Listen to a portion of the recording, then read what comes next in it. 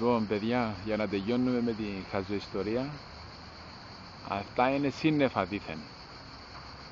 Αυτός είναι τσιμενίτης. Αν αυτά ήταν σύννεφα, ο τσιμενίτης δεν θα τα διέλυε, θα τα ενίσχυε. Λοιπόν, κοιτάξτε να δείτε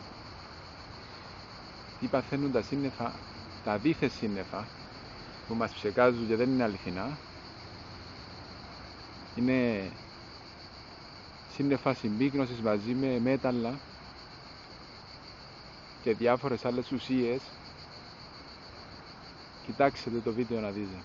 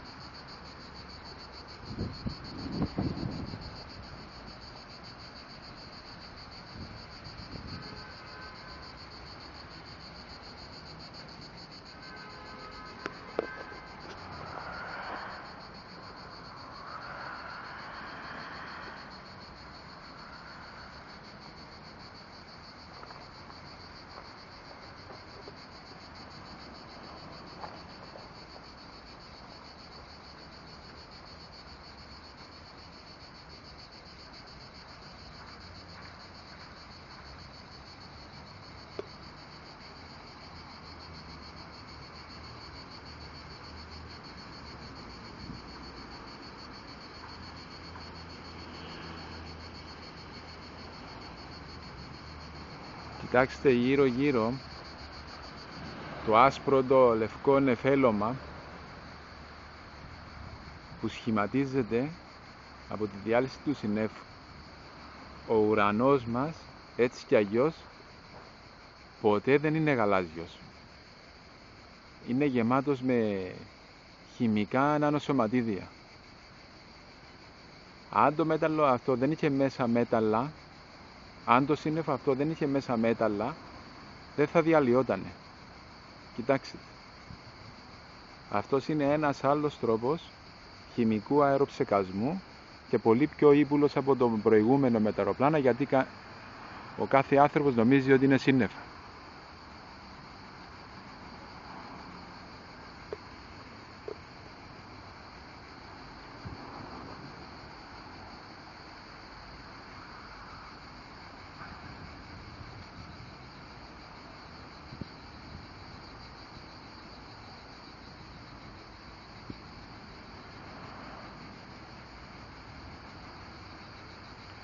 Αυτό το πράγμα είναι ντροπή για την ανθρωπότητα,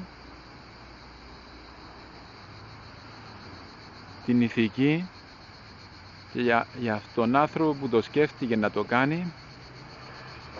Ξέρω ποιο θα είναι το τίμημα, αλλά αυτό το πράγμα πρέπει να σταματήσει να συμβαίνει πάνω από την Ελλάδα και την Κύπρο.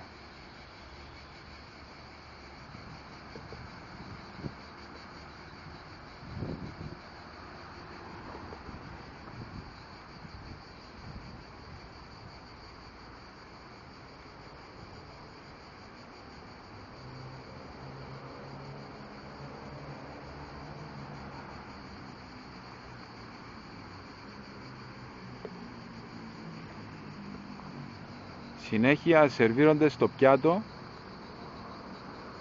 κοιτάξτε, χημικές ουσίες, νανοσωματίδια μετάλλων, και πρέπει να μας πούν οι ειδικοί που τις αμολούν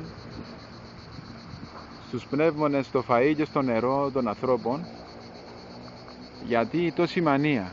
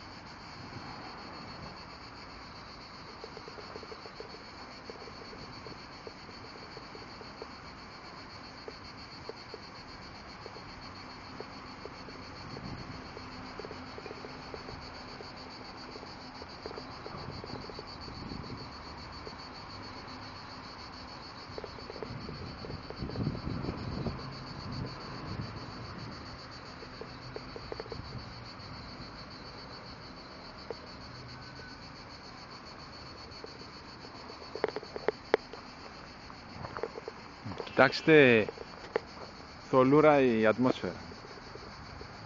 Νεφελώματα που θα πάνε στους ανθρώπους, στους πνεύμονες. Εδώ ο ουρανός δείχνει πιο γαλάζιος, δίπλα ακριβώς δείχνει πιο νεφελώδης. Και μπορείτε να δείτε και γιατί. Να τα κι άλλα. Λοιπόν, αυτά δεν είναι σύννεφα. Είναι σύννεφα ντροπής. Είναι σύννεφα, άμα μείνω εδώ από κάτω, δεν θα μείνουν ούτε αυτά όρθια. Κοιτάξτε. Έχουν αμολύσει, έχουν γεμίσει την πόλη με τέτοια σύννεφα. Ορίστε.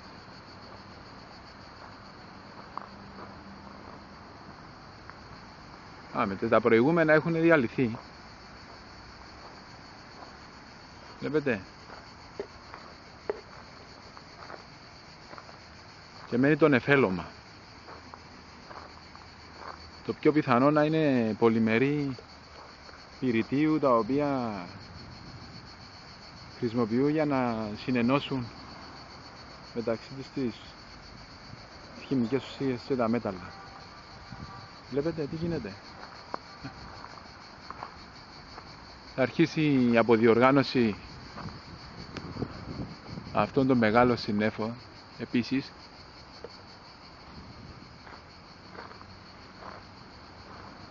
Να και ένα αεροπλάνο το οποίο δεν ψεκάζει.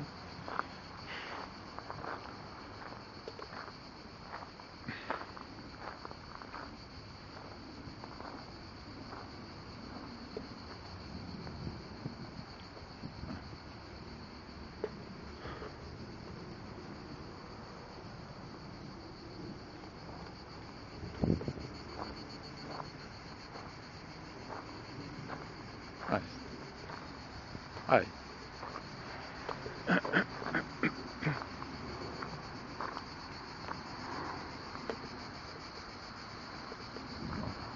Ευχαριστώ που με ακούσατε.